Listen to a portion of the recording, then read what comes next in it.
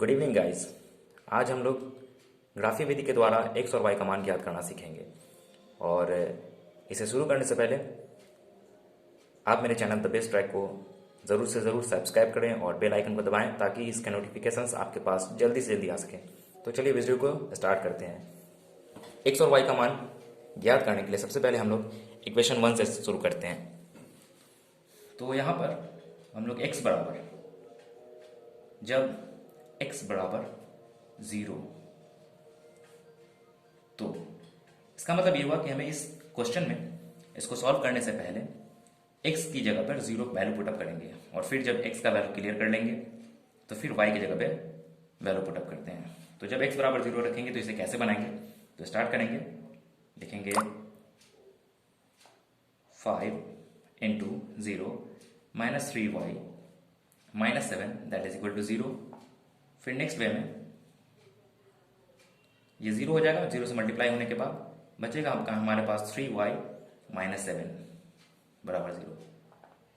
अब क्या करेंगे कि माइनस 3y तो इधर ही रह जाएगा और जो हमारा ये नन वेरिएबल है ये बराबर की दूसरी तरफ जाएगा तो ये पॉजिटिव हो जाता है, क्योंकि जो नेगेटिव होता है बराबर की दूसरी तरफ जाने पर पॉजिटिव हो जाता है। तो फाइनली हमारे पास रिजल्ट आया y equal to 7 by minus 3, क्योंकि यहाँ y के साथ माइनस 3 मल्टीप्लाई में था और जो बराबर की दूसरी तरफ गया तो वो डिवाइड में हो जाता है। अब क्या करेंगे, जिस तरह से हम लोग y का वैल्यू निकालें उसी तरह से y की जगह पर 0 पुटअप करेंगे तो x का भी वैल्यू कुछ ना कुछ आएगा। तो लेकिन इस बात का ध्यान रखेंगे कि ये जब हम इसको ग्राफ बनाते हैं तो जब ग्राफ ड्रॉ करेंगे तो ये जरूर जानना जरूरी है कि 7 बाई माइनस 3 कितना होता है। तो हम इसे एक रफ में डिवाइड करेंगे तो हमारा फाइनल रिजल्ट क्या आता है, तो हमारा फाइनल रिजल्ट आएगा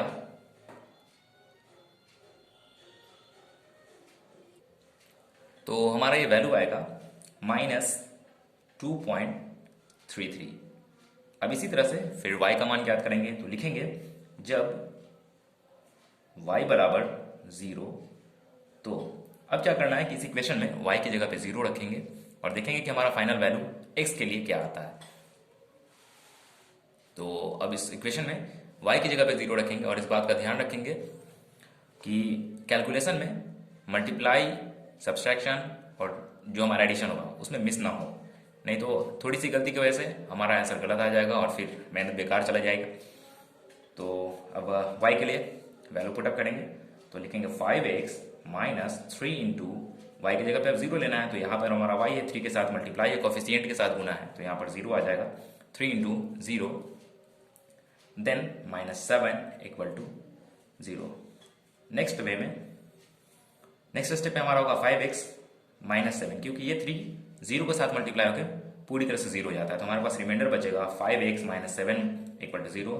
next step 5x equal to 7, इधर 7 नेगेटिव था जो बराबर की दूसरी तरफ गया तो पॉजिटिव हो गया और इस तरह से हम इस स्टेप को आगे बढ़ाते जाएंगे और मेरा रिजल्ट आ जाएगा x इक्वल टू 7/5। अब इसके बारे में भी हम लोग डेसिमल में देख लेंगे कि ये कितना आता है, ताकि ग्राफ पेपर में जब हम इसे काउंट करें तो उसको पॉइंट के हिसाब से दिखाया जा सके।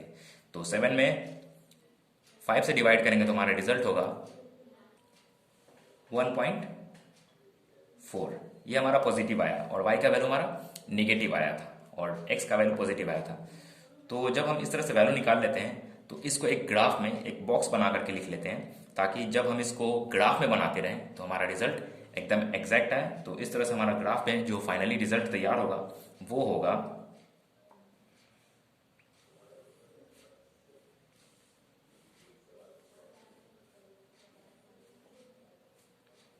जब हमने फर्स्ट स्टेप में x बराबर 0 लिया था, ठीक है, जब x बराबर 0 लिया था तो हम लोग लिखेंगे x बराबर 0 तो y का वैल्यू कितना आया था 7/-3।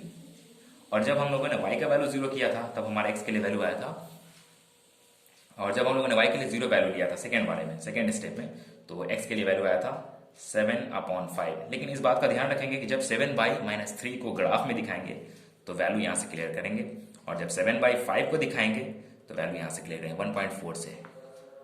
ठीक यही स्टेप हम लोग इक्वेशन नंबर 2 के साथ भी करेंगे और तब फिर जाकर फाइनली ग्राफ पढ़ाते हैं। तो चलिए सेकंड नंबर इक्वेशन में आते हैं जो हमारा है x प्लस 4y माइनस 6। तो इसको भी सॉल्व करेंगे बिल्कुल इसी तरीके से और बहुत ही आसान है।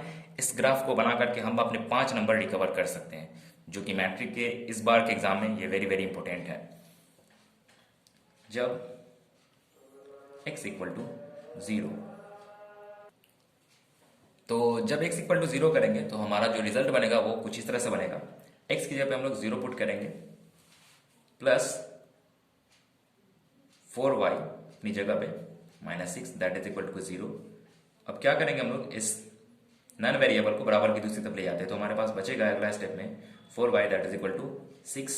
अब हम जानते हैं कि एक वेरिएबल और नन वेरिएबल जब दोनों सटा के लिखे जाते हैं तो उनके बीच मल्टीप्लाई का रिलेशन होता है, और इस मल्टीप्लाई के रिलेशन को हम इस तरह से चेंज करेंगे y इक्वल टू 6/4। ये डिवाइड में आएगा, ये इसे कट करके आता है हमारे पास 3/2 जो कि इक्विवेलेंट होता है 1.5 के।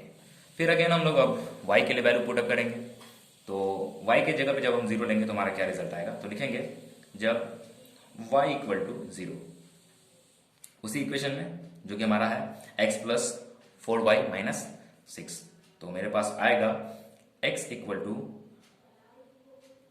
x plus 4 into 0 minus 6 that is equal to 0। फिर ये अगले स्टेप में हो जाएगा x, क्योंकि हमारा 4 के साथ 0 मल्टीप्लाई होगा, y के लिए जो हम लोगों ने जो 0 वैल्यू पुटअप किया वो 0 कर जाता है, तो हमारे पास बचेगा x minus 6 that is equal to 0। Then next step x equal to 6 positive, क्योंकि ये निगेटिव था तो इक्वल के हिसाब से जब हम लोग साइड चेंज यूज करते हैं तो माइनस जो मेरा होता है बराबर की दूसरी तरफ जा करके पॉजिटिव बन जाता है। तो इस तरह से हमारा वैल्यू आ गया है, और अब इस वैल्यू को भी हम लोग एक बॉक्स में सजा लेते हैं ताकि x और y का वैल्यू क्लियर हो सके। देखेंगे अब इस बॉक्स में बना करके कि हमारे पास क्या जो रिजल्ट आया, देखते हैं वो कैसा रिजल्ट क्लियर होता है। ये x और ये y, जब हम लोग x के लिए यहाँ पर 0 किए थे स्टार्टिंग में, है ना, जैसा कि आप देख सकते हैं कि जब हम लोग x के लिए 0 क्लियर किए थे तो y के लिए वैल्यू आया था 3/2 that is equivalent 1.5। Now x equal to 0, then let us write 3/2, then y equal to, when we put the value of y equal to 0 then we get the value of x equal to 6। x के बराबर 6 आया था जब हम लोगों ने y के लिए 0 किया था। इस तरह से हमारा ये दोनों इक्वेशन यानी इक्वेशन नंबर 1 जो कि था 5x minus 3y minus 7 equal to 0 and second equation x plus 4y minus 6 equal to 0, दोनों के लिए मेरा रिजल्ट आया x इक्वल टू, जब फर्स्ट इक्वेशन में था x इक्वल टू 0 लिए थे तो मेरा y का वैल्यू आया 7/5, जब y के लिए 0 लिए थे तो मेरा वैल्यू आया 7/-3।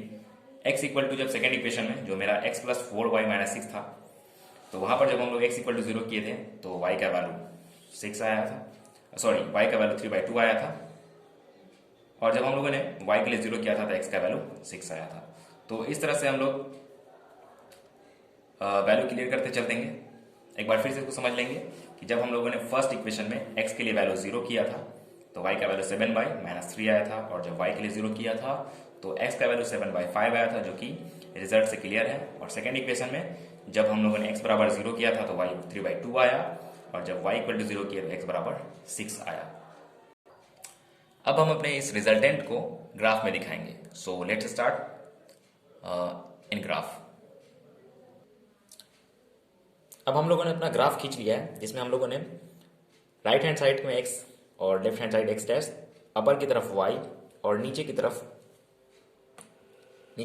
y डैश लेते हैं, क्योंकि ये बहुत ज़रूरी होता है कि जब हम ग्राफ बनाते रहें तो उस टाइम पे x एक्सिस और y एक्सिस यानी कि दोनों अक्ष को, x अक्ष और y अक्ष को दोनों को सही से दिखाना होता है। हमारा बीच वाला पॉइंट जो होगा यहाँ पर, ये ओरिजिन होता है, मूल बिंदु जिसको बोलते हैं। यहाँ पर हमारा x और y दोनों का कोऑर्डिनेट 0 और 0 होता है। अब हम लोग इसको वैल्यूएशन करेंगे, यानी कि इस पर उसका न्यूमेरिकल वैल्यू पुटअप करेंगे। तो हम लोग जानते हैं चूँकि राइट हैंड साइड इस तरफ पॉजिटिव वैल्यू होता है, left hand side negative value, ऊपर की ओर पॉजिटिव और नीचे की ओर निगेटिव होता है। उस हिसाब से हमारे पास जो वैल्यू हो जाएगा पुटअप करने के लिए वो होगा ये 1 2 3 4 5 6 7। चूंकि हमारे पास वैल्यू ज़्यादा नहीं है, x में 6 तक ही है मैक्सिमम, तो ज़्यादा नहीं जाएंगे। और ठीक लेफ्ट हैंड साइड -1 -2 -3 -4 -5 -6 यहीं तक रहेंगे। ऊपर की ओर जब करेंगे तो पॉजिटिव लेके चलेंगे 1 2 3 4 5 6, और इसी चीज़ को अब नीचे भी करेंगे तो ये आएगा -1 -2 -3 -4 -5। अब इसको जब ग्राफ बनाएंगे तो ग्राफ में हम लोगों ने जो यहाँ पर वैल्यू निकाला था फर्स्ट इक्वेशन से, उस पर सबसे पहले फोकस करेंगे कि जब हमने x बराबर 0 लाया था तो y बराबर आया था 7/-3, जिसका जो क्लियर वैल्यू हुआ था वो आया था -2.33, यानी नेगेटिव साइड में -2.33।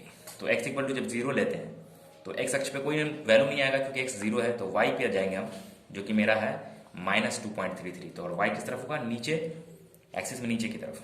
तो ये मेरा 1.2.33 है, तो अप्रॉक्स 3 के पास लेंगे।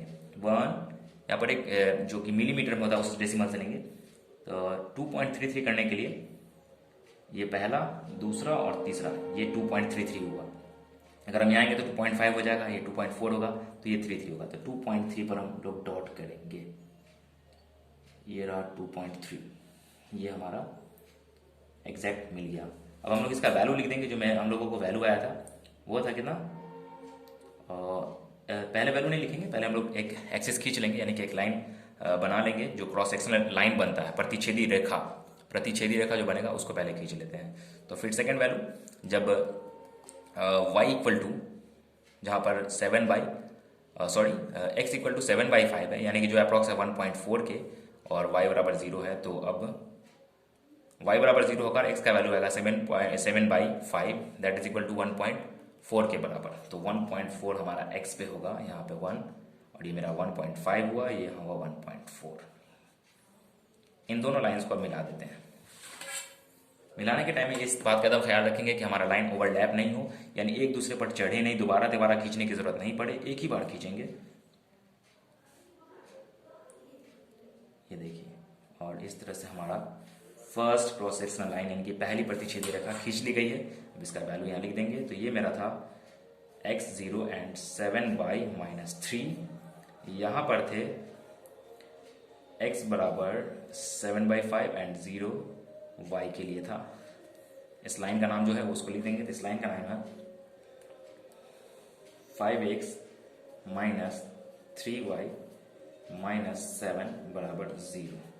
यही चीज़ हम लोग अब सेकंड वाले के साथ करेंगे। तो सेकंड वाले का हमारा वैल्यू क्या था उसको फिर से एक बार फोकस करते हैं। x बराबर है 0, तो y का वैल्यू 3/2, और जब हम लोगों ने लिया था y बराबर 0 तो x का वैल्यू आया था 6, 0 एंड 6। अब इसको भी इसी में लाएंगे, इसी ग्राफ में, तो अब इसको भी वैल्यू को रखेंगे। तो अब सबसे पहले हमारे पास है x इक्वल टू 0, तो x 0 है तो y मेरा है 3/2। तो 3/2 का मतलब हुआ 1.5, जो हम लोगों ने यहाँ वैल्यू क्लियर किया था 1.5। तो y इक्वल टू 1.5 पॉजिटिव है, चूंकि ये धनात्मक है तो ये ऊपर की ओर होगा, यहाँ पर 1.5 एकदम ठीक। यहाँ पे ये चूंकि 1 है, ये 2 है, तो यहाँ पर 1.5 होगा। और सेकेंड वैल्यू है y equal to 0 and x equal to 6, जो कि यहाँ पर होगा। तो x 6 हुआ हमारा x एक्सिस पर, और y चूंकि हमारे पास है नहीं, y हमारे पास 0 है, तो y को हम लोग मेंशन नहीं करेंगे। कंफ्यूजन यहाँ पर होता है कि बहुत सारे बच्चे पूछते हैं कि x इक्वल टू सर 0 लेके क्यों स्टार्ट करते हैं, है ना, कोई अदर वैल्यू लेकर के। तो बिल्कुल स्टार्ट कर सकते हैं, 1 2 3 4 5 कुछ भी वैल्यू ले सकते हैं, लेकिन 0 एक बेहतर वैल्यू होता है जो हमारे रिजल्टेंट को बनाने में हेल्प करता है, आसान करता है, और एवेल्यूएशन जो होता है बहुत बेहतरीन आता है। तो सेकेंड हो जाएगा हमारा, एक ये डॉट था, एक डॉट। अब इन दोनों को मिला देना है।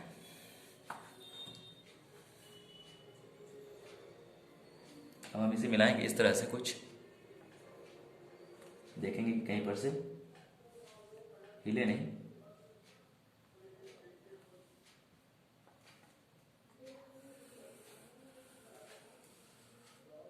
अब दोनों के वैल्यू जो है वो हम लोग पुट अप करेंगे। तो यहाँ पर था हमारा x6 और y0, और यहाँ पर था x0 था, जबकि y 3/2, 3/2 यानी कि 1.5 का एग्जैक्ट। और इस लाइन का भी नाम दे देंगे, जो कि है x + 4y - 6 = 0।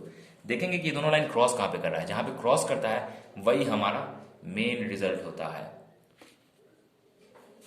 तो देखिए आप यहाँ पर देख सकते हैं कि जहाँ पर ये दोनों लाइनें क्रॉस की है वो है, बिल्कुल आप देख सकते हैं यहाँ पर कि ये हमारा x वाला एक्सिस है जो कि 2 पर 1 पर क्रॉस हो रहा है। तो x का वैल्यू 2 और y हमारा क्रॉस हो रहा है 1 पर। इसको हम ऐसे समझ सकते हैं, ये यहाँ मैच कर रहा है और ये इधर से मैच कर रहा है, यानी हमारा x का जो वैल्यू आएगा वो 2 और y का वैल्यू जो रहा है 1 पर मैच कर रहा है। ठीक 1 के सामने दोनों क्रॉस कर रहे हैं आपस में, यानी x का वैल्यू 2 और y का वैल्यू 1। तो हम लोग यहाँ पर इसको फाइनल रिजल्ट में लिख सकते हैं कि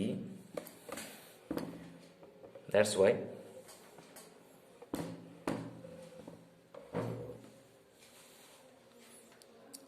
इसलिए x equal to 2 and y equal to 1 answer. ये हमारा x और y का मान हो गया। इस तरह से हम लोग ग्राफी विधि के द्वारा x और y का मान ज्ञात कर सकते हैं। एक बार इसको पूरी तरह से देख लिया जाए कि किस तरह से इसको स्टार्ट करना है।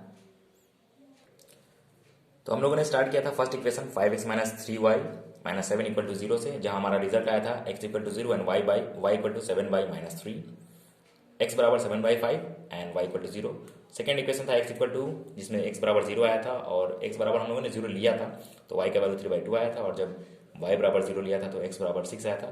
फिर इसको ग्राफ सजाने के लिए हम लोगों ने पहले x एक्सिस खींचा, फिर इस y एक्सिस को फर्स्ट इक्वेशन से वैल्यू इसमें पुटअप किया जो वैल्यू मान थे। और ग्राफ में इस बात का हमेशा ध्यान रखेंगे कि ये जो एक बॉक्स होता है यह 1 सेंटीमीटर के बराबर होता है और इसमें 10 छोटे छोटे लाइन्स होते हैं जो कि मिलीमीटर को काउंट करती है। और इस तरह से हम लोग x और y का मान ज्ञात कर लेते हैं। तो आज के लिए इतना काफ़ी है। इस तरह से हम लोग ग्राफ विधि के द्वारा x और y का मान ज्ञात कर सकते हैं, जो हमारे मैट्रिक 2021 के एग्जाम के लिए बहुत बहुत इंपॉर्टेंट है। तो फाइनली एक बार फिर से मैं ये कहूँगा कि वीडियो देखने के लिए बहुत बहुत धन्यवाद। आप इस वीडियो को ज़रूर शेयर करें, ज़रूर लाइक करें, हमारे चैनल द बेस्ट ट्रैक को सब्सक्राइब भी करें और बेल आइकन भी दबा दें ताकि हमारे नोटिफिकेशन आपके पास बिल्कुल और जल्दी जल्दी आ सकें। Thank you very much. Good night.